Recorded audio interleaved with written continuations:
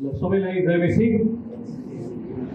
गएको हप्तामा हामीले डिकन र डिकनको सेवा के हो भनेर हेरेका थियौँ।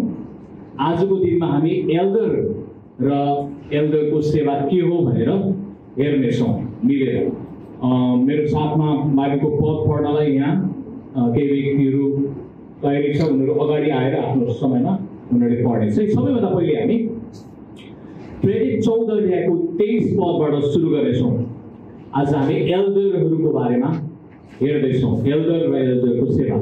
प्रेरित 14 को 23 पद म पढ्नेछु। त्यसपछि अरू पदहरू हामीलाई केही बहिनीहरूले भाइ बहिनीहरूले पढ्नलाई सहायता गर्नुहुनेछ।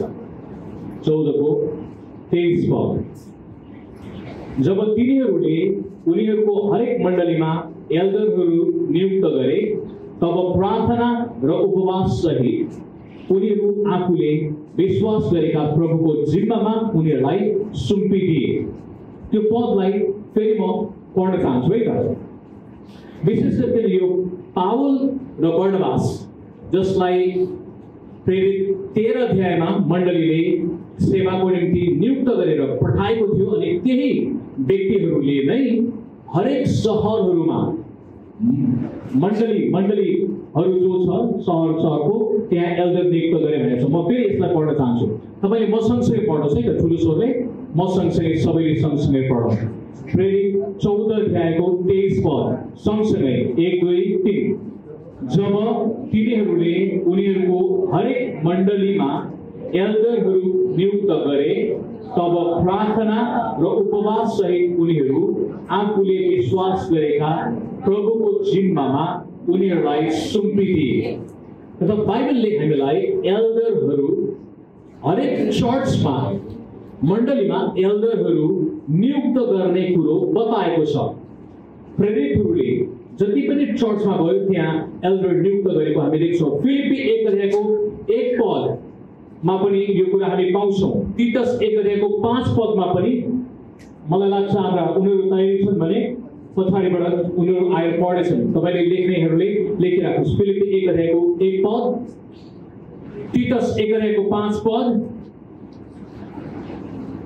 याकुब 5 अध्यायको 14 देखि 16 पदलाई पनि मण्डली परिवार मिलेर चाहिँ सँगै पढेछौँ। पुष्पाले पायो के पायो उनीहरूले? ल फिलिपी 1 अध्यायको 1 पद। ल अगाडि आएर ठुलो स्वरले पढ्दै। ख्रीष्ट येशूका दासहरू पावल र तिमोथीबाट ख्रीष्ट येशूमा फिलिपमा भएका बिशपहरू र डिकनहरू साथै सबै सन्तहरूलाई परमेश्वर हाम्रा पिता र प्रभु येशू ख्रीष्टबाट अनुग्रह र शान्ति। पावलले पत्र लेख्दाखेरि सम्बोधन गर्दाखेरि मण्डलीका एल्डरहरूलाई, डिकनहरूलाई, बिशपहरूलाई भनेर अभिवादन गरेको छ।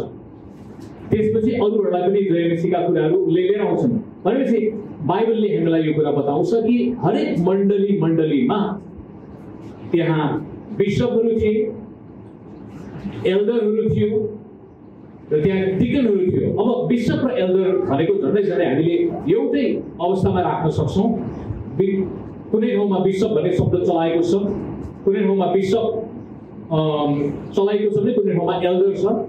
हामीले धर्मशास्त्रीय तपाईँले बुझ्ने हो भने पास्टर भन्नु, बिशप भन्नु र एल्डर भन्नु एउटै कुरा हो, केही पनि फरक छैन। यो एउटा जातिवाचक नाम भनौँ वा जातिलाई बताउने, समूहलाई बताउने नाम हो एल्डर भन्ने शब्द। जसरी पुलिस भनेको के हो? पुलिसको सही असही डिएसपी इन्सपेक्टर र माथिको र्याङ्कको पनि पुलिस नै हो, तलको पनि पुलिस नै हो। पुलिस भन्ने एउटा शब्दले सम्पूर्ण प्रहरीमा काम गर्ने बर्दीवालाहरूलाई बताउँछ। आर्मी भन्ने पनि एउटा त्यो शब्द जातिवाचक वा समूहलाई जनाउने शब्द हो। त्यहाँ सानो सिपाहीदेखि लिएर जर्नल कर्नेलसम्म मुख्य व्यक्तिसम्म हुन्छ। त्यस्तै गरिकन एल्डर भन्नु, पास्टर भन्नु, बिशप भन्नु वास्तवमा धर्मशास्त्र तपाईँले हेर्नु भने एउटै कुरा हो, केही फरक छैन। तर संसारमा नबुझेको कारणले, मान्छेले राम्रो शिक्षा नपाएको कारणले गर्दाखेरि पास्टर भनेको सबैभन्दा माथि हो, मुख्य व्यक्ति हो, अनि एल्डर भनेको तल हो, एल्डर हुनु भन्ने चाहिँ यो चाहिँ पास्टरको मुनि नै रहने हो भनेर आएको कुरा छ। वा बिशप, कहिले बिशप भन्ने शब्द पनि संसारमा चलाइएको छ। बिशपलाई चाहिँ पास्टरको पर्यायवाची शब्दको रूपमा पनि मान्छेले बुझ्न थालेका छन्। विशेष गरिकन बिशपले चाहिँ थोरै शब्द चाहिँ बिशप बाइबलमा छ र विभिन्न चर्चहरू, जिल्लामा हुने चर्चहरूको निगरानी गर्ने काम एल्डरहरूभन्दा अलिकति माथि रहेर उसले काम गर्ने काम गर्थ्यो।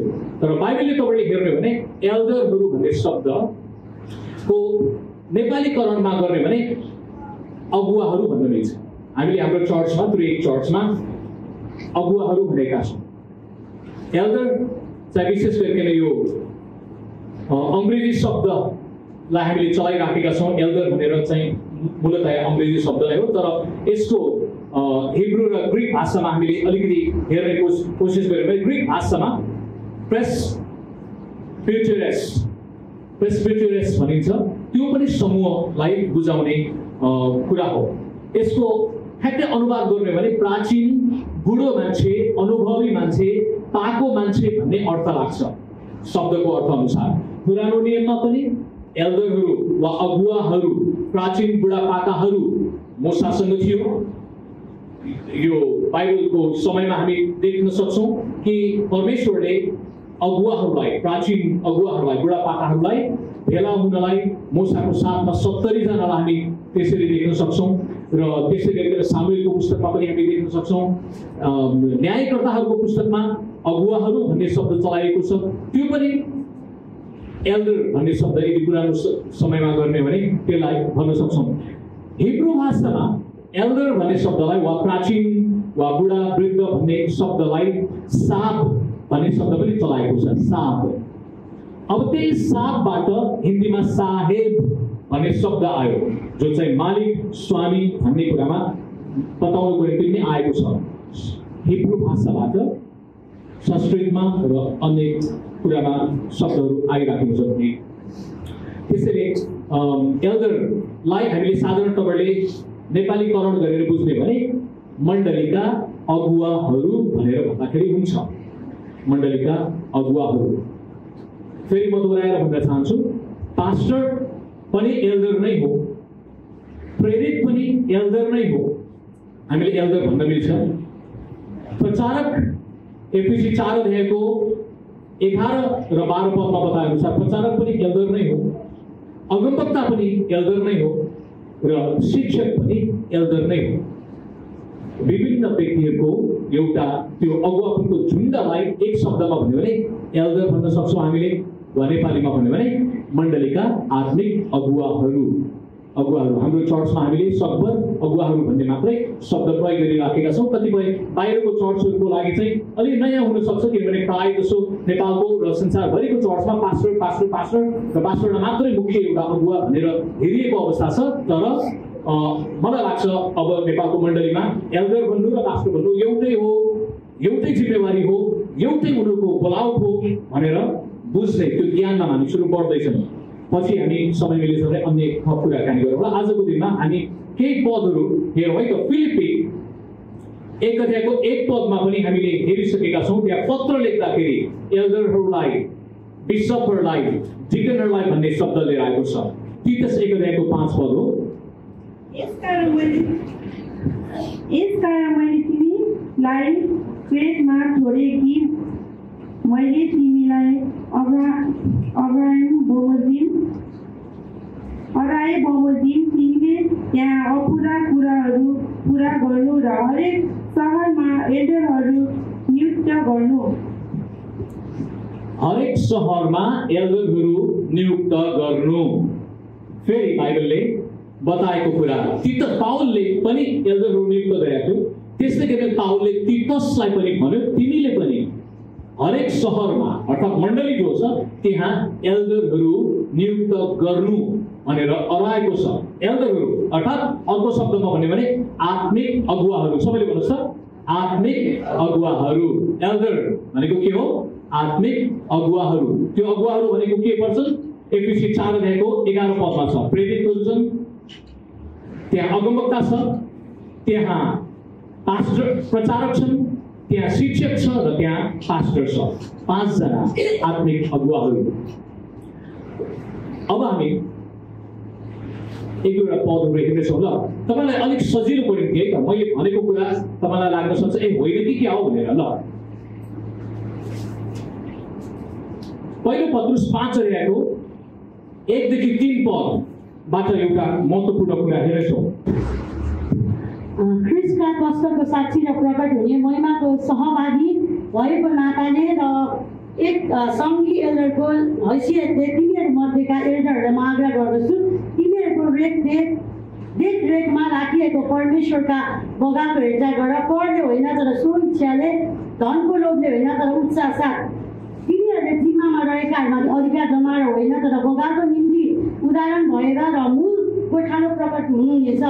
तब तिमीहरूले महिमाको नओइलाउने मुकुट प्राप्त गर्नेछौ।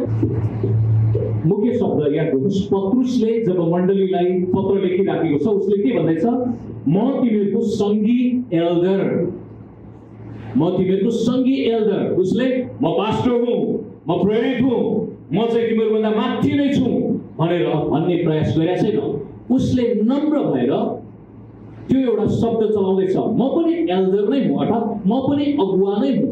तिमीहरू जसरी अगुवा हौ म पनि अगुवा हुँ। एउटा अगुवाको नाताले म तिमीहरूलाई यो सल्लाह दिन्छु। सायद सिनियर एल्डर थियो, अलिकति बुढो पाको एल्डरको नाताले उसले भन्दैछ आफ्नो बगानलाई राम्रोसँग जतन गर। त्यस विषयमा हामी पछि जानेछौँ। अर्को पद पनि हेरौँ, पत्रुसले आफूलाई सङ्घी एल्डर भनेको छ।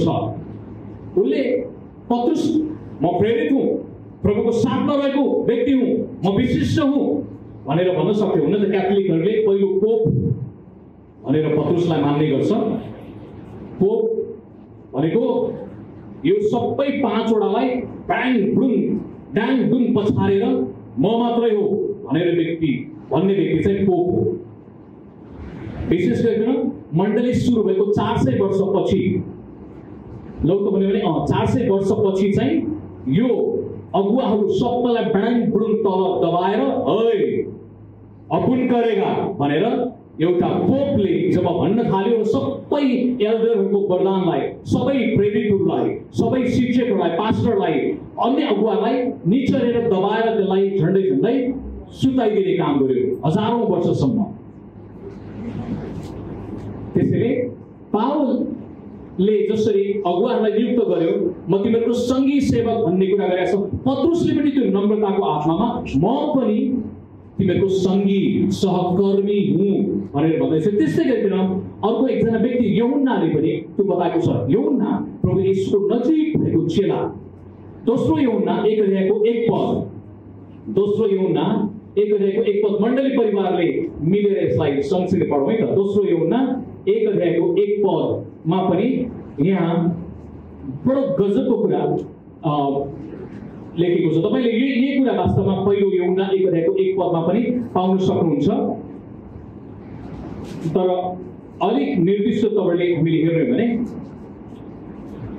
दोस्रो यूहन्नाको 1 पद, एल्डरबाट अर्थात् म एल्डरबाट चुनिएकी महिला र तिनका छोराछोरीहरूलाई जसलाई म साँचो प्रेम गर्दछु र मैले मात्र होइन तर सत्यलाई चिन्ने सबैले प्रेम गर्दछन्, जुन सत्य हामीभित्र छ र सदा हामीसँग रहनेछ, त्यसैको खातिर तिमीहरूलाई प्रेम गर्दछु। अर्थात् यूहन्नाले प्रभु येशूको नजिक भएको, येशूको छातीमा ढुकढुकीमा स्पन्दन थाहा पाउने एकजना व्यक्तिले पनि प्रेरित हो, तर उसले म एल्डरको नाताले तिमीलाई, अर्थात् म एउटा अगुवाको नाताले तिमीलाई यो पत्र लेख्छु भनेर चिठी लेखेको छ। त्यसैले पावलले नम्रतामा एल्डर भन्ने शब्दलाई बढी जोड दिइराखेको छ, पत्रुसले यही कुरा बताएको छ र यूहन्नाले पनि यो एल्डर बताएको छ। अनि कतिपटक हाम्रो नेपालमा चाहिँ पास्टरहरूले चाहिँ तिमी एल्डर हो भनेर भन्दाखेरि उसलाई सानो भएको पद घटेको जस्तो उसलाई लाग्छ र कहिलेकाहीँ म एल्डर हुने भने म चर्चमै बस्दिनँ भनेर भागेर जाने मान्छेहरू पनि छ। हाम्रै चर्चमा त्यस्तो भएको त होइन। एल्डर भन्ने शब्द चलाउनु भन्दाखेरि उसलाई अपमान जस्तो महसुस भएर बरु छोडेर सानो आफ्नै घरको पास्टर बन्नलाई, पुरोहित बन्नलाई साथीलाई मन पर्यो, जानुभयो साथी, नबुझेर किन सारा संसारले के देखेको छ? पास्टर भनेको ठुलो हो, माथि हो, विशिष्ट हो, र एल्डर भनेको भाराबुरी हो, तल हो। त्यो बाइबल विपरीत शिक्षा। एल्डर भन्नु र पास्टर भन्नु, प्रेरित भन्नु, बिशप भन्नु, बाइबलले तपाईँले एउटै हो। तिनीहरूलाई परमेश्वरले मण्डलीमा टिमको रूपमा राख्नु भएको छ, टिममा मिलेर काम गर्नलाई राख्नु भएको छ। संसारमा चाहिँ फलानु व्यक्ति ठुलो, फलानु व्यक्ति सत्तामा पुगेको छ, फलानु अध्यक्षलाई दर्शन गर्नु, भेट गर्नु, चाकरी गर्नु नेताको भनेर गरिन्छ नि। अनि चर्चमा कहिलेकाहीँ त्यही संसारिक हावा छिरेको छ। अनि हामी एउटा व्यक्तिको पछि लागेर उसको झण्डा बोक्दै चाकरी गर्ने मानसिकतामा चर्च जानेर नजानेर पुगेको छ। कसैले पोपको चाकरी गर्छन्, पोपलाई लेखे माथि, कसैले पास्टरको, कसैले बिशपको। अफ्रिकातिर जानुभयो भने प्रेरित भन्ने शब्द बढी चलाइन्छ, प्रेरितहरूको चाकरी गरिन्छ त्यहाँ। तिमी पास्टरहरूलाई त गन्दैन, एल्डरहरूलाई त गन्दैन, उनीहरूलाई प्रेरित हुनुपर्छ अरे। धेरै मण्डली सुरु भएको, धेरै छोरीहरू पनि, त्यो पनि विभिन्न देशमा गलत गलत धारणा चाहिँ आएको छ। त्यसैले हामी प्रभुको जनहरूले चाहिँ सब बाइबलीय मूल्य मान्यतालाई बोझ बोक्न आवश्यक छ र हामीले यही कुरा गर्नु छ। अब याकुब 5 अध्यायको 14 देखि 16 पद पनि मिलेर पढौँ, मण्डली परिवार मिलेर सँगसँगै पढौँ। त्यसपछि चाहिँ हामी प्रेरित यो एल्डरहरूको योग्यताको बारेमा कुराकानी गर्नेछौँ है। याकुब 5 अध्यायको 14 देखि 16 पद। ल, नेहाले पाए कि कसले पाए? पुष्पा हो। के तिनीहरूले कोही बिरामी छ त्यसैले मण्डलीका एल्डरहरूलाई बोलाओस्, तिनीहरूले प्रभुको नाउँमा त्यसलाई तेलले अभिषेक गरेर त्यसको निम्ति प्रार्थना गरून्। ठिक छ, हाम्रो समयको कारणले गर्दाखेरि 14 देखि 16 हो। 14 पदलाई मात्र हेरौँ। तिमीहरू कोही बिमारी छ भने एल्डरहरूलाई बोलाओस्। एल्डर भनेको के हो? नेपालीकरण गर्दाखेरि मण्डलीका अगुवा, जनगुरु। अगुवाहरूलाई बोलाएर प्रार्थना गर्ने। अब एल्डरकोमा जान पनि सक्छ, बोलाउन पनि सक्छ। त्यो समय काल चाँजो मिलाएर हामीले समूहबाट मिलेर प्रार्थना गर्ने कुरो बाइबलले सिकाउँछ। त्यसैले अगुवाहरू कुनै एउटा निश्चित व्यक्तिलाई हाई हाई गर्नलाई बाइबलले सिकाउँदैन। ठिक छ, परमेश्वरले सबैलाई सबै किसिमको दान वरदान दिनुहुन्छ, अनि त्यो व्यक्तिले आफ्नो दान अनुसार प्रयोग गर्ने हो। बाइबलले एल्डरहरूको बारेमा कुराकानी गर्छ। तपाईँलाई अर्को जानकारी दिउँ, मैले पहिला पनि भनिराखेको होला, बाइबलमा वास्तवमा पास्टर भन्ने शब्द एकचोटि मात्रै छ, एफिसी 4 अध्यायको 11 पदमा। तर 200 पटकभन्दा बढी एल्डरहरू भन्ने शब्द छ बाइबलमा।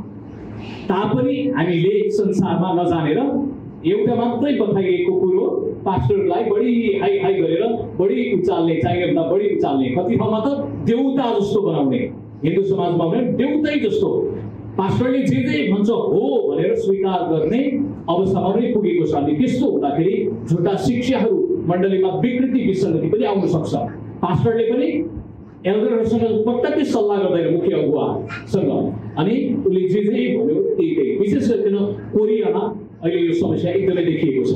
उनीहरूलाई प्रभुले मसँग यो बोल्नुभयो, त्यो बोल्नुभयो भनेर हावादारी कुरा लिएर आइदिन्छ, अनि भावनावादी बनाएर मण्डलीलाई बिगार्ने झुटो शिक्षाहरू प्रशस्त कोरियाबाट आइराखेको छ। राम्रो कुरा पनि छ त्यहाँबाट, तर झुटा शिक्षा पनि आयो। त्यसैले किन त्यस्तो हुन्छ भन्दाखेरि जब शक्तिमा एउटा मात्रै व्यक्ति हुन्छ, उसले मात्रै काम गर्न खोज्छ र अरू सहकर्मीहरूलाई सम्मान गर्दैन, त्यसपछि विकृति विसङ्गतिहरू आउन सक्छन्। त्यही कारणले गर्दाखेरि म फेरि दोहोऱ्याउन चाहन्छु, बाइबलमा एल्डर भन्ने शब्द जो प्रयोग गरेको छ यो वास्तवमा आफैमा बहुवाचक शब्द हो। कुनै पनि चर्चमा एउटा मात्र एल्डर राख्नु भनेर बताइएको छैन, एल्डरहरू नियुक्त गर्नु भनेर बताइएको छ। यो चाहिँ येशू प्रभुको सिद्धान्त हो। तिमीहरू प्रचार गर्न जाँदाखेरि 2 जना मिलेर जानु, समूहमा जानु। याद गर्नुहोस्, प्रभु येशूले त्यो कुरा सिकाउनु भयो। किन भन्दाखेरि बाइबलको परमेश्वर सामाजिक परमेश्वर हुनुहुन्छ। परमेश्वर पिता, परमेश्वर पुत्र र परमेश्वर पवित्र आत्मा, उहाँको पनि एउटा टिम छ। एकल काटे उहाँले काम गर्नुहुन्न। आमेन। बाइबलको परमेश्वर एकल काटे हुनुहुन्न र उहाँले हामीलाई समाजमा बनाउनु भएको छ। परिवारमा महिला र पुरुष, नर र नारी, स्त्री पुरुष, मण्डलीमा पनि अगुवा पनि झुण्डहरू एकजना व्यक्ति मात्रै भन्ने कुरा भयो। गएको हप्तामा हामीले डिकनको बारेमा हेरेका थियौँ। डिकन पनि एउटै मात्र चर्चमा छ भने समथिङ इज रङ। वास्तवमा समूह हुनुपर्छ, ग्रुपमा जानुपर्छ भन्ने कुरा। अब हामी सबैजना मिलेर प्रेरित 14 अध्यायको के अरे पहिलो तिमोथी 3 अध्यायको 1 देखि 7 पदमा एल्डर हुनुको निम्ति योग्यताहरूको बारेमा हेर्नेछौँ। सबैले सँगसँगै बताउनुहोस् र हामी मिलेर यसलाई पढ्नेछौँ। यो भनाइ विश्वासयोग्य छ, यदि कुनै मानिसले बिसपको काम गर्ने चाहना गर्छ भने त्यसले असलै कामको इच्छा गर्छ। यसै कारण बिसप चाहिँ कसैले दोष लगाउन नसक्ने, एउटै पत्नीका पति, संयमी, समझदार, सम्मानित, अतिथि सत्कार गर्ने, सुयोग शिक्षा हुन्, मतवाला र रिसा होइन, तर तिनी विनम्र, झगडा नगर्ने, धनको लोभ नगर्ने, आफ्नो घर राम्ररी चलाउन सक्ने र आफ्ना छोराछोरीहरूलाई आदरपूर्वक आज्ञा पालन गर्ने बनाउन्। यदि कुनै मानिसले आफ्ना घरकाहरूलाई तह लाउन जान्दैन भने तिनले परमेश्वरका मण्डलीको रेखदेख कसरी गर्न सक्छ र? तिनी नयाँ विश्वासी नहुन्, नत्रदा घमण्डले फुलेर तिनी दियाबलसले पाउने दण्डमा पर्नेछन्। फेरि बाहिरहरूका दृष्टिमा पनि तिनी असल ठहरिनुपर्छ, नत्रदा तिनी निन्दा र दियाबलसको पासोमा पर्नेछन्। ल केही योग्यताहरू लेख्ने भने लेख्दै गर्नुहोस् है त।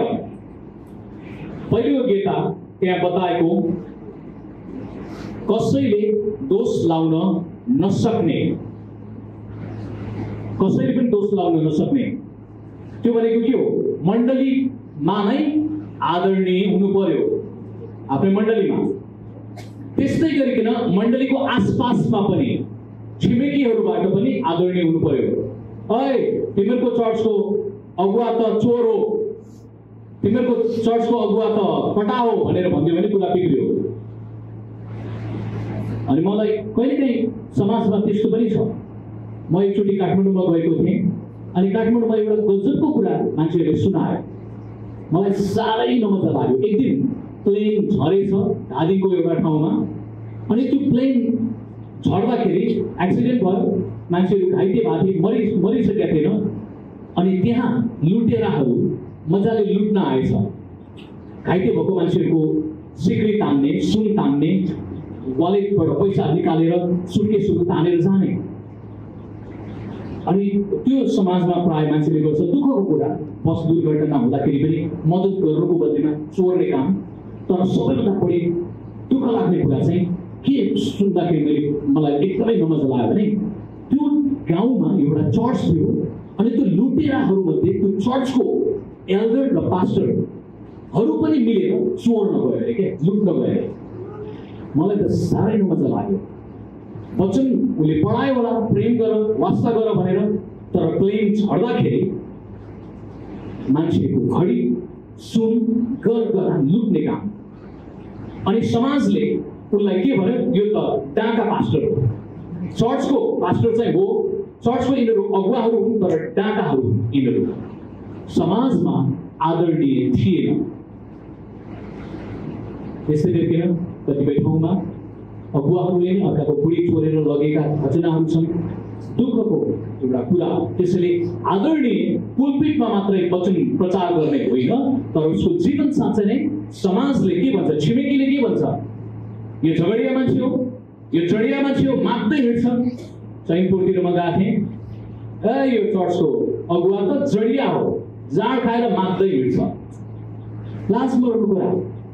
चर्चमा उसले प्रभुको वचन प्रचार गर्छ, तर समाजले उसलाई के भन्छ? जडिया र झगडिया मान्छे भनेर चिन्छ। त्यसैले बाइबलले हामीलाई बताउँछ पहिलो योग्यता चाहिँ ऊ कसैले दोष लाउन नसक्ने। तिमीहरू पावलले भनेको छ नि, तिमीहरूको कसैको मैले पैसा खाइदिएको छु भने भन। उसले त्यो कुरा गौरवसँग, बडो धाकसँग, प्रभावसँग भन्न सकेका छ। त्यसैले यो कुरा हामीले याद गर्न आवश्यक छ। वचन प्रचार गर्ने मात्र भएर भएन है। पहिलो योग्यता नै त्यहाँ भनेको छ, दोष लाउन नसक्ने अर्थात् निर्दोष हुनुपर्छ। सबैले भन्नुहोस् त, निर्दोष। पहिलो योग्यता के हो? ऊ निर्दोष हुनुपर्छ, परमेश्वरको नजरमा, समाजको नजरमा र आफ्नो विवेकले पनि उसलाई निर्दोष ठहराउनुपर्छ। कहिलेकाहीँ समाजले नदेख्न सक्छ, आफ्नो विवेकले दोषी ठहराइराखेको छ भने त्यो पनि गडबड भयो। त्यसलाई मिलाएर म दोषी होइन, म निर्दोषितामा क्षमा मागेर मिलाएर अगाडि बढ्न आवश्यक छ। अर्को कुरा, दोस्रोमा एउटै पत्नीका पति हामीले गएको हप्तामा पनि हेरिसकेका छौँ। डिकनको पनि त्यही योग्यता हो, अर्थात् बहुविवाह गरेका व्यक्तिहरू एकै पटकमा उसको एकभन्दा बढी श्रीमती छ भने त्यो व्यक्तिलाई मण्डलीको अगुवा हुनलाई, डिकन हुनलाई, एल्डर हुनलाई, बिशप हुनलाई, कुनै पनि प्रेरितको सेवा गर्नलाई योग्यता छैन, उसको मिल्दैन। अर्को तपाईँले भन्यो भने बाइबलले बहुविवाहलाई त्यो महिलामाथिको अन्याय हो भनेर सम्झन्छ। समाजमा मैले देखेको छु कहिलेकाहीँ महिलाहरूको हक अधिकारको कुराकानी गर्ने मानिसहरू एकचोटि काठमाडौँमा मैले देखेँ अनि मलाई चित्त बुझेन। जसको 4वटा स्वास्नी भइसकेका छ उसैले महिला हक अधिकारको कुराकानी गर्नुपर्छ भनेर आवाज उठाउँदैछ। अनि मलाई चित्त बुझेको थिएन। मैले त्यो सभामा गएर भन्दै, साथीहरू, महिलाहरूको हक अधिकारको कुराकानी गर्ने मान्छे निर्दोष हुनुपर्छ। 4 जना स्वास्नी भएका मान्छेले यो कुरा भन्न मिल्दैन। उसले भनेको कुरा राम्रो हो, तर त्यो मान्छे त्यो पोस्टमा रहने होइन, त्यो चुप लागेर अरूहरूलाई गर भनेर भन्न सक्नुपर्छ। बहुविवाह महिलामाथिको अन्याय हो, अत्याचार हो। विशेष गरिकन त्यो पुरुषले महिलालाई खेलौनाको रूपमा, यौन दासीको रूपमा सोचेको हुन्छ अनि त्यो व्यक्ति अर्कालाई शोषण गर्ने व्यक्ति मण्डलीको अगुवा, एल्डर, डिकन, बिशप हुन सक्दैन भनेर बाइबलले बताएको छ। त्यो मान्छे चर्चमा आउन सक्छ, विश्वासी हुन सक्छ, तर लिडरसिप लेभलमा आएर उसले अगुवापन समाउनु हुँदैन। अगुवापन मात्र होइन, डिकनको सेवा गर्ने जिम्मेवारी पनि लिनु हुँदैन। जवान सङ्गतिको, महिला सङ्गतिको यो कुराहरू यदि कसैको 2टा पति छ भने पनि हाम्रो नेपाली समाजमा खासै त्यस्तो हुँदैन। त्यस्तो छ भने पनि त्यो व्यक्ति पनि योग्य ठहरिँदैन। मनमा धेरै कुराहरू थियो, समय जाँदैछ, आज प्रभु भोज पनि भएको कारणले अगाडि बढौँ है त। संयमी हुनुपर्छ भनेको छ अर्को कुरा। संयमी भनेको आफूले आफूलाई नियन्त्रण गर्न सक्ने संयम, आत्मा अनुशासन भएको, खाने क्षेत्रमा अनुशासन, लाउने क्षेत्रमा अनुशासन चाहिन्छ। मन परेको लुगा लगाएर पनि भएन, अलिकति भद्र सुहाउँदो आदरणीय हुनु पर्यो। समझदार, अर्को कुरा समझदार हुनु पर्यो, बुझ्ने, त्यसै न्यु खोजिराख्ने, तिललाई पहाड बनाउने व्यक्ति भएर हुँदैन। वो फराकिलो हृदयको हुनुपर्छ भनेर बताएको छ। समझदार हुनु पर्यो उसले। अर्को कुरा सम्मानित, फेरि झन्डै पहिलो कुरा दोषरहित भन्ने कुरालाई फेरि तलपट्टि आयो, सम्मानित।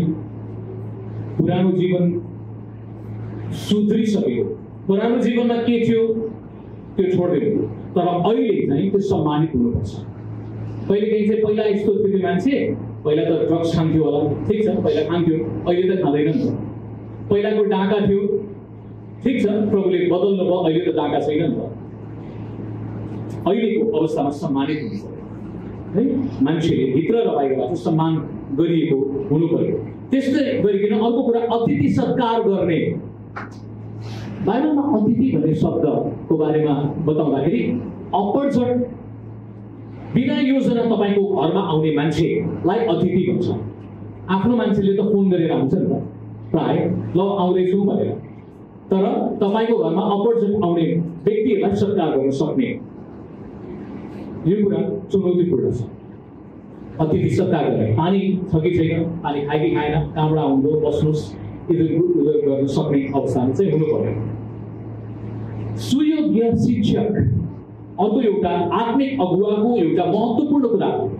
डिकनहरूले पढाउन सक्नुपर्छ भन्ने कुरा योग्यता बाइबलमा देखिँदैन, तर एल्डर हुनुको निम्ति वा यो 5 अगुवाहरू जस्तो हामीले आत्मिक अगुवा भन्यौँ, त्यो यो एल्डर हुनुको निम्ति चाहिँ पढाउन वा सिकाउन सक्ने व्यक्ति हुनुपर्छ भनेको छ।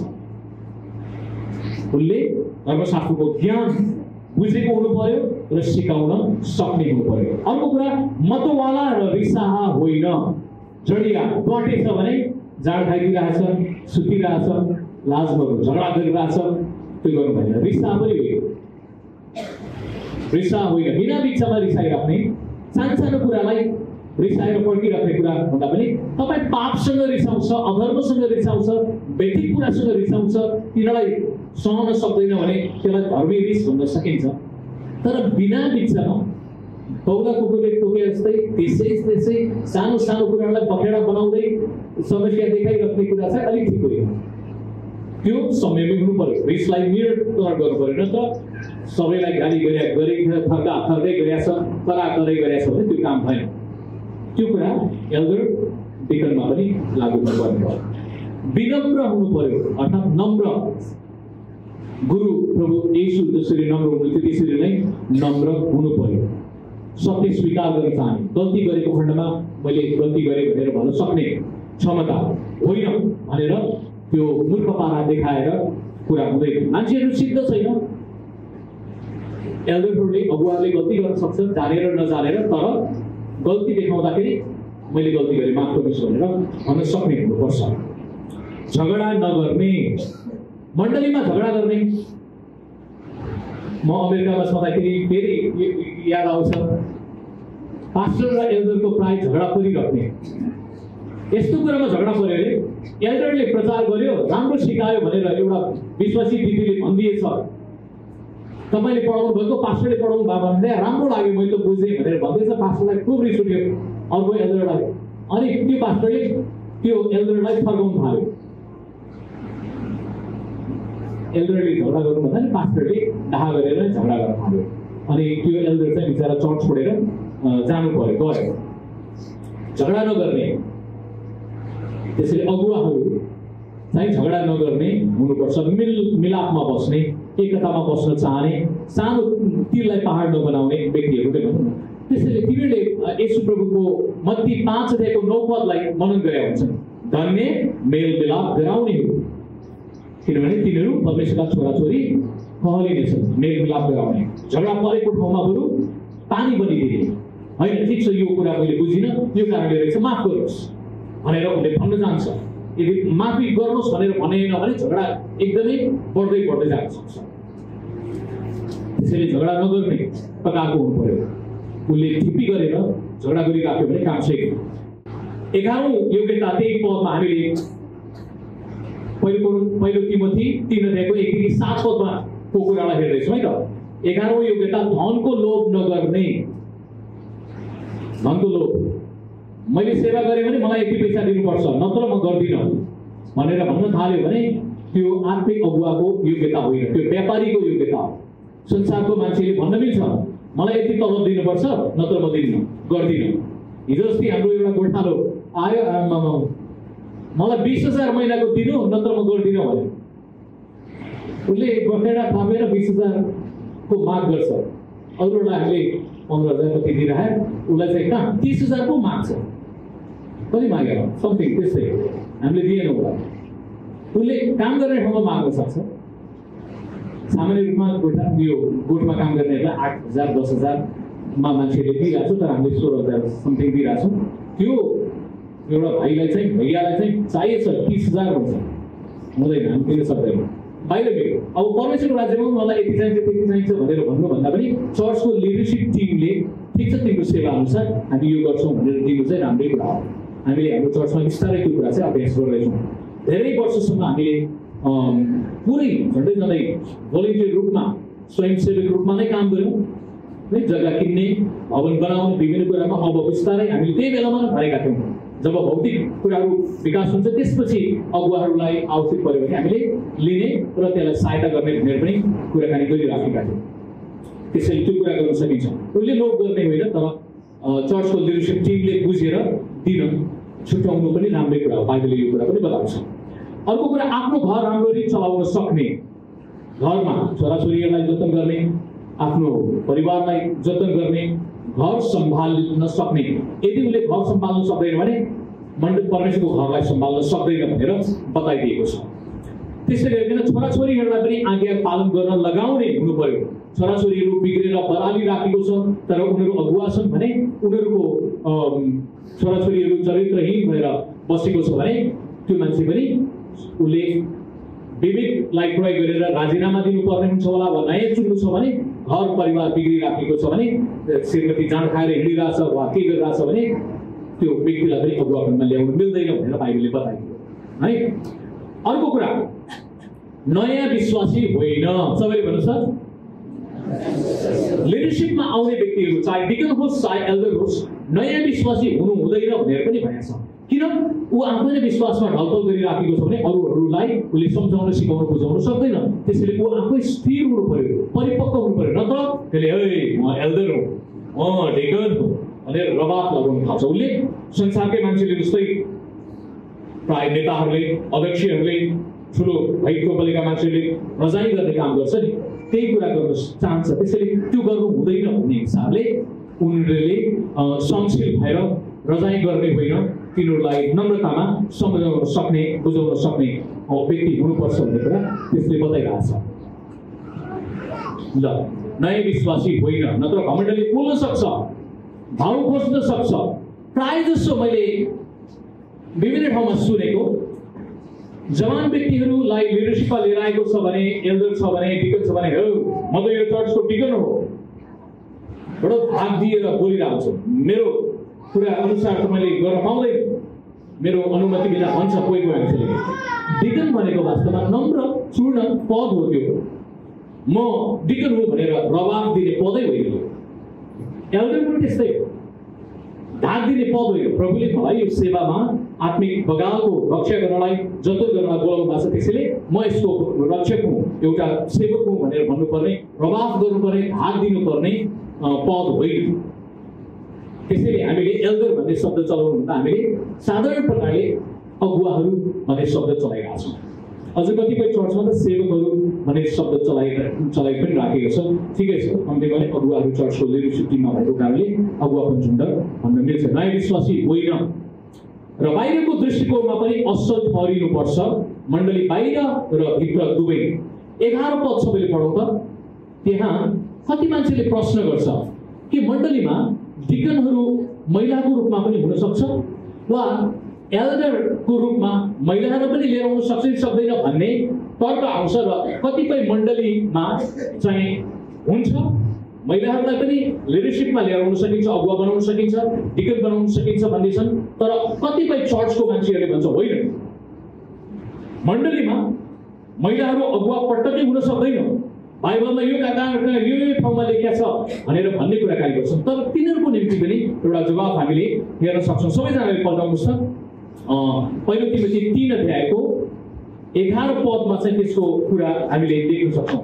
11 अध्यायमा के अरे 11 पदमा पहिलो तिमोथी 3 अध्यायको 11 पद 10 पदसम्म। पहिले तिनीहरूको पनि जाँच होस्, त्यसपछि तिनीहरूले आफूलाई दोषरहित प्रमाण गर्न सके भने तिनीहरूले डिकनको सेवा गरून्। डिकनको योग्यताको कुरा आयो, त्यसपछि एल्डर र डिकनको कुराकानी गर्दै गर्दै त्यही क्रममा 11 पदमा के लेखेको छ, स्त्रीहरू पनि त्यही बमोजिम, गम्भीर, अर्काको बदमाई नगर्ने, तर सबै कुरामा संयमी र विश्वासयोग्य हुनुपर्छ। यसले हामीलाई के देखाउँछ भने महिलाहरू पनि एल्डर र डिकन हुन सक्छ भन्ने कुरा बताएको छ। किनभने त्यो सन्दर्भमा गइरहेको छ। माथि डिकनको कुराकानी गर्यो, एल्डरको कुराकानी गर्यो, अनि फेरि कसैले के भन्छ भने होइन यो त साधारण विश्वासीहरूको बारेमा कुराकानी गरे हो। होइन, पावल गम्भीर थियो अनि उसलाई थाहा थियो सिस्टमेटिकली थियोलोजी पढाउने मान्छेले सिस्टमेटिक लिडरसिप, प्र्याक्टिकल लिडरसिपको बारेमा पनि उसले कुराकानी गरिरहेको छ। तपाईँलाई अर्को कुरा भन्यो, यो एल्डर डिकन लिडरसिपको बारेमा कुराकानी गर्दाखेरि थियोलोजिकल टर्ममा प्र्याक्टिकल लिडरसिप भनेर भन्छ, वा व्यवहारिक अगुवापन पनि भनेर यसलाई भनिन्छ, जहाँ चाहिँ एल्डर, डिकन, बिशप यिनीहरूको काम कर्तव्य के हो भन्ने कुरा सिकाइन्छ। यो पनि एउटा ईश्वर शास्त्रीय विषयभित्रको नै कुरा हो। त्यसै गरेर फेरि 12 पदमा उनले अर्को कुरा जोडेका छन्, डिकन एउटै पत्नीका पति हुन्, आफ्ना छोराछोरीहरू र आफ्नो घरको प्रबन्ध राम्ररी मिलाउन सक्ने होस्। किनकि डिकनले गर्नुपर्ने सेवा जसले राम्ररी गर्दछन् तिनीहरू आफ्नो निम्ति प्रतिष्ठा र ख्रीष्ट येशूमा भएको विश्वासमा पनि ठुलो भरोसा पाउनेछन्। भनेपछि उनले एल्डर डिकनको कुराकानी गर्ने क्रममा महिलाहरूको बारेमा पनि कुराकानी गर्दैछ। अनि त्यो महिला एल्डर पनि हुन सक्छ, डिकन पनि हुन सक्छ।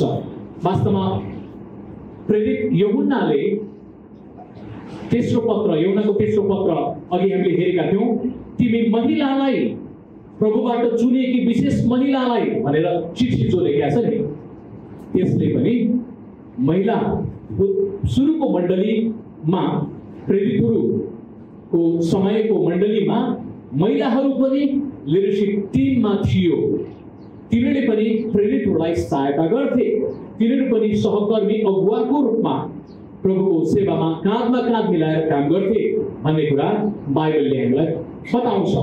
हामीले ती पदहरू विभिन्न तपाईँले हेरिसकेका छौँ। अब हामी अर्को चरणमा जाउँ। अर्को चरणमा पनि पहिलो पत्रुस 5 अध्यायको 1 देखि 4 पद अर्को योग्यता छ। हाम्रो त्यो घडीले त 11:30 पनि भएको छैन भन्छ। मलाई फट्टा गरे जस्तो लाग्यो है। मैले त्यो विषयमा हेरेँ भने त मेरो समय निकै जानुपर्छ। ल मैले यता हेर्दैछु समय।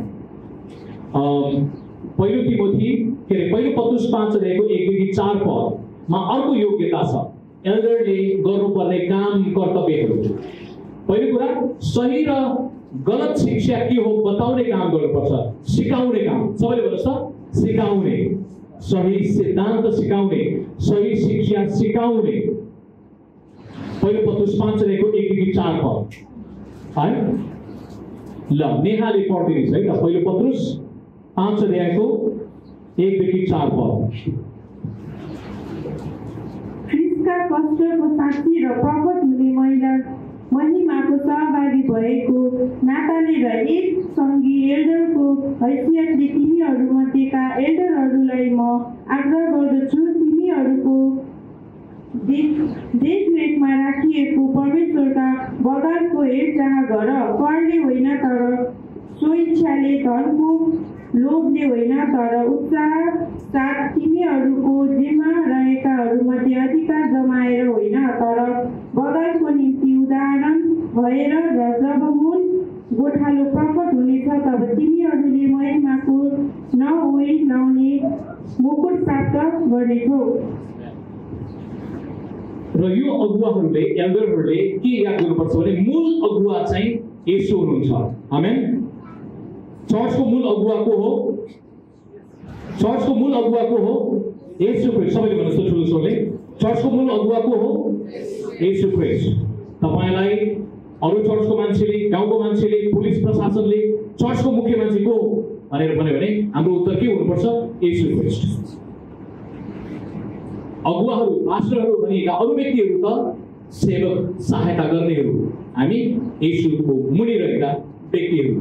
त्यसैले ती व्यक्तिहरूले सही शिक्षा सिकाउनु पर्यो। दोस्रो कुरा, भक्तिमा तालिम दिने, मण्डलीमा भक्तिमा तालिम दिने। ल गएको हप्तामा मैले बाजेलाई तालिम दिएको थिएँ। चर्चमा आउँदाखेरि खुट्टा पसारेर नबस्नु र पछाडि बस्नु भनेर। आज त्यो बाजे देखिनँ मैले। अब आज नातिलाई मैले भन्नु पर्यो है, नाति चर्चमा आउँदाखेरि खुट्टा पसारेर नबस्नु। साह्रै पसार्न मन लाग्यो भने कुर्सीमा गएर बस्नु, खुट्टा दुख्यो भने, वा पसार्न मन लाग्यो भने लुगाले भुक्लुक्क मजाले त्यसलाई पुरै कपडा छोप्नु, ताकि तिमीहरूको खुट्टाले मेरो नाक पाके जस्तो मलाई नहोस्। नाकलाई हान्न खोजिया हो कि जस्तो लाग्छ। अस्ति बाजेले गरिरहेको थियो, अहिले नातिले गर्यो है बाबु। ल चर्चमा आउँदाखेरि खुट्टा छोप्नु, भक्तिमा तालिम दिनु भनेर भनेको छ। उसलाई सम्झाउनु पर्यो, अर्को उपदेश दिनु पर्यो। ल अर्को कुरा हेरौँ है त। भक्तिहीन व्यर्थका कुरादेखि अलग बस्ने।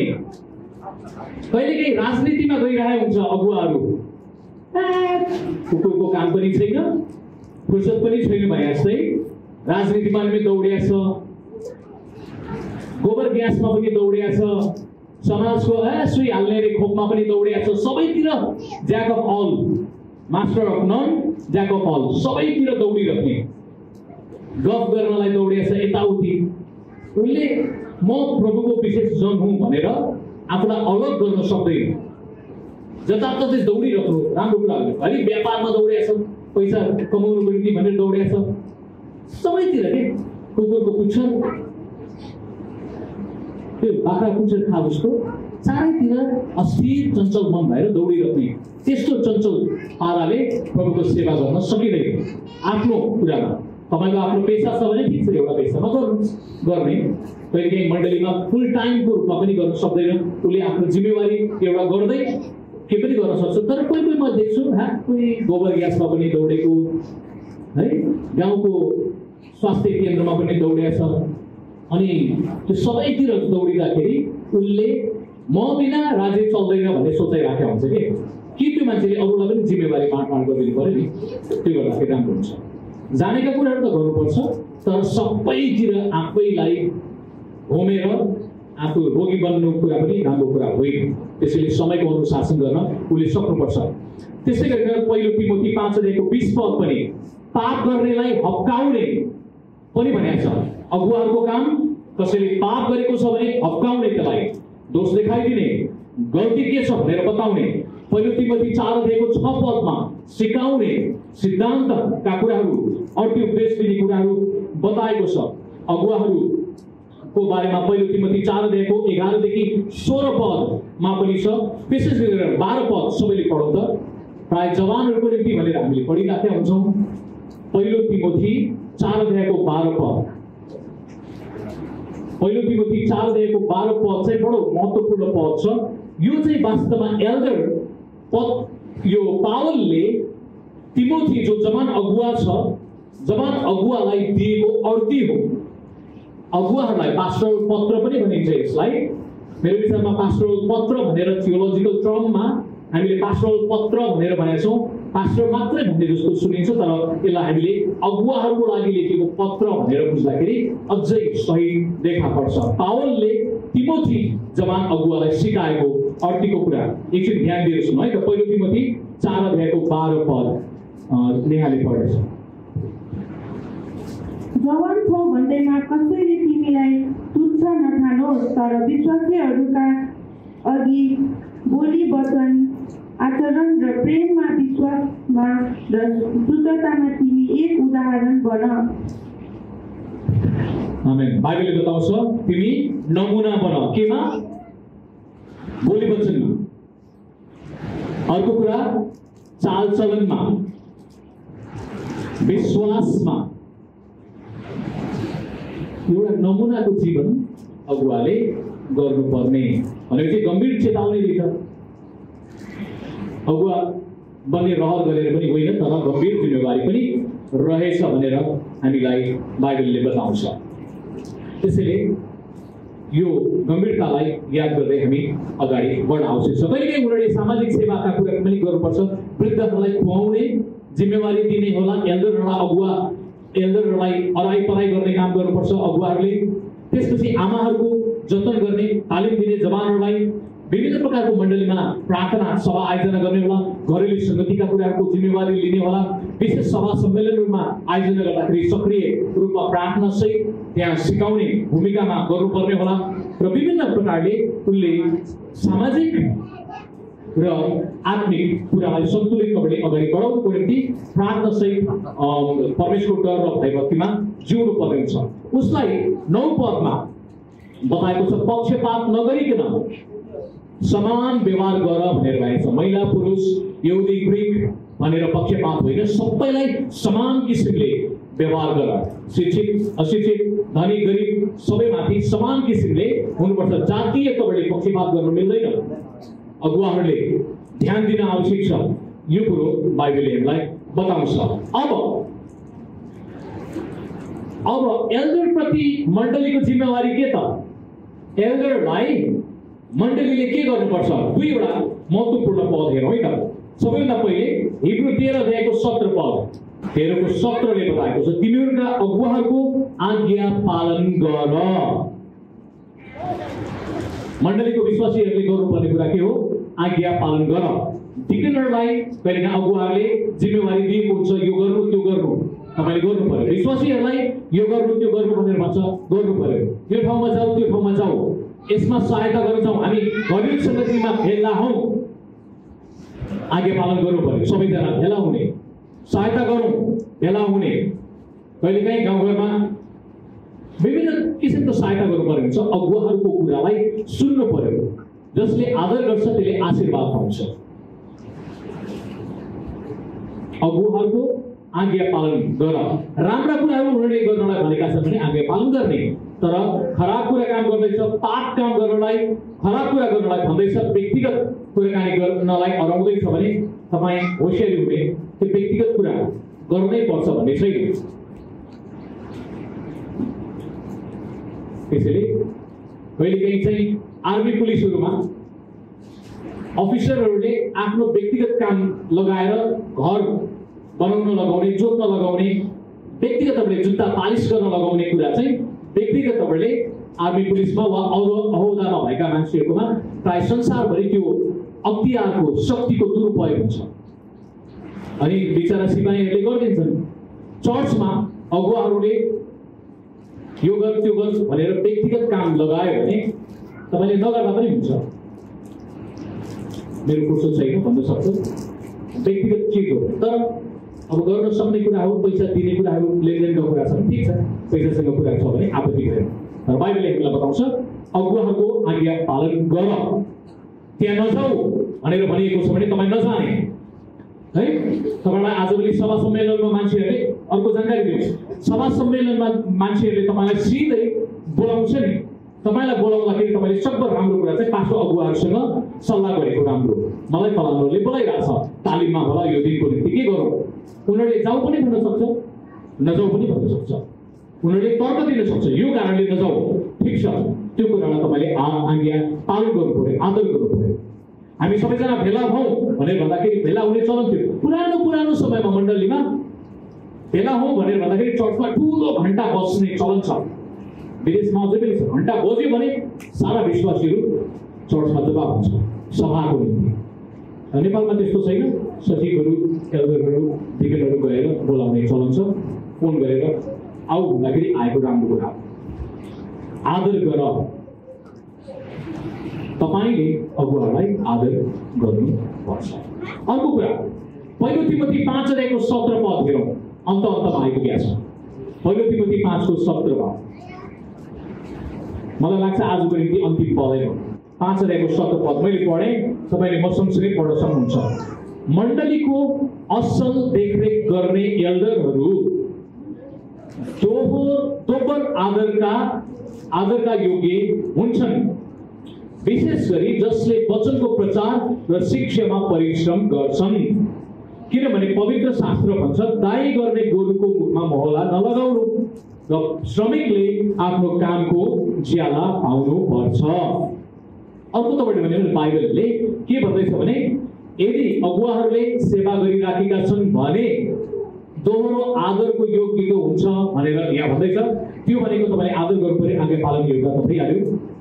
कोही मान्छेले के भन्छ भने दिनमा 2 चोटि जयमसी गर्ने रे पास्टर अगुवालाई भनेर, 2 चोटि जयमसी, पास्टर बाबु जयमसी, अगुवा जयमसी, एल्डर जयमसी होइन, त्यो भने होइन।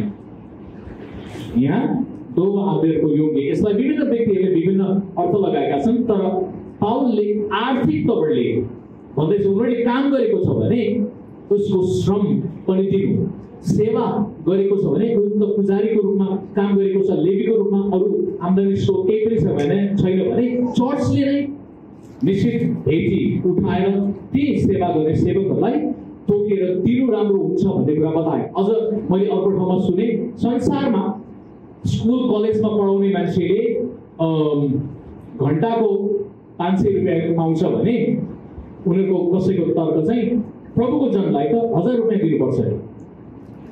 त्यही भएर हाम्रो चर्चमा कोही मान्छे बाहिरबाट पढाउन आउँछ भने टिचरलाई हामीले 1000 रुपियाँ दिने निर्णय गरेका छौँ। पहिला पनि दिइरहेको थियौँ, तर निश्चित नियम थिएन। शनिबारको दिनमा कोही मान्छे अरू पास्टर अगुवाहरू हाम्रो चर्चमा बोल्न आउनुहुन्छ भने हामीले 1000 रुपियाँ दिने गरेका छौँ। बाइबलले भन्छ दोहोरो आदरको योग्य हुन्छ। स्कुलमा कलेजमा 500 रुपियाँ पाउँथ्यो भने हामीले 1000 रुपियाँ दिएका छौँ। तर हाम्रो चर्चको मान्छेहरूले चाहिँ ल्याएको छौँ है, त्यो फरक कुरा हो। तर चर्चले पछि निर्णय गरेर फेरि गरौँ भनेर भन्छ भने त्यो कुरा पनि गर्न सक्छ। फेरि बाहिरबाट अर्को जानकारी दिउँ, बाहिरबाट सभा सम्मेलनमा आउनुहुन्छ भने हामीले बाटो खर्च पुरै हालिदिन्छौँ ती व्यक्तिहरूको र उनीहरूको कक्षा अनुसार कति पढाउनु भएको छ त्यो अनुसार हामीले पैसा दिने गरिरहेको छौँ। हामीले हाम्रो चर्चमा दानीपनाको अभ्यास गरेका छौँ। बोल्ने व्यक्तिहरूलाई धन्यवाद दाजु, तपाईँ आउनुभयो, हामीसँग केही पनि छैन भने ताली मात्र बजाएर थोत्रो दाँत देखाएर पठाउने चलन हामी गर्दैनौँ।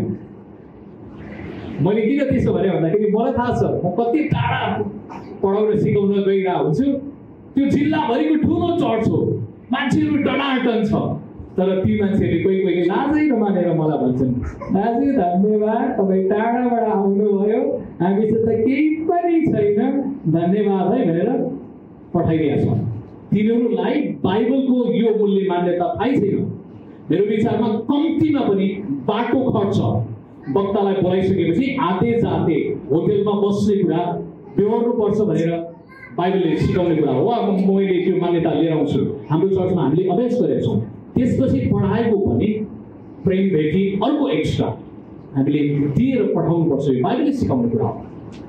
दोहोरो आदरको योग्यको भनेको 3 चोटि जयमसी गर्ने, धन्यवाद दाजु भनेर थोत्रो दाम देखाउने होइन। तर हामी तिनीहरूलाई व्यवहारिक तवरले प्रेम व्यवहारिक हुन्छ नि, व्यवहारिक तवरले उनीहरूको गोजीको चर्को घाउ यात्रा गरेका छ, त्यत्रो गर्मीमा थाकेर आएको छ, त्यो बुझेर हामीले दिने गर्छौँ। किन? बाइबलले त्यो कुरा बताएको छ। गोरुको मुखमा महला लगाइदेऊ भनेपछि नलगाइदेऊ भनेपछि बाइबलले नलगाऊ। त्यो भनेको के हो?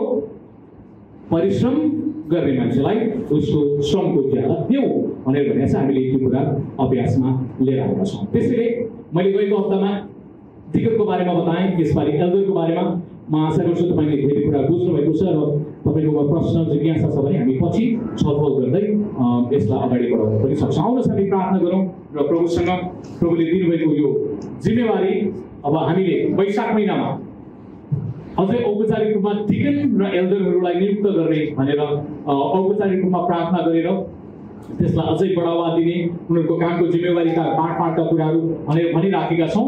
मलाई लाग्छ आउँदो हप्तामा चाहिँ हामीले त्यो निर्णयमा जानुपर्छ। नामहरू प्रस्ताव राखेर अब अलिकति बढाइराख्ने, अझै नामका कुराहरू लिएर आएर छलफल गर्दै नयाँ वर्षको अन्तसम्ममा, वैशाख महिनाको अन्तसम्म हामी त्यो निर्णयमा पुग्नुपर्छ भन्ने मलाई लागेको छ। त्यसैले हामी प्रार्थना गर्नेछौँ र मैले तपाईँलाई योग्यताका कुराहरू देखाएँ, प्रभुको चरणमा यी कुराहरू राखिदिनेछु।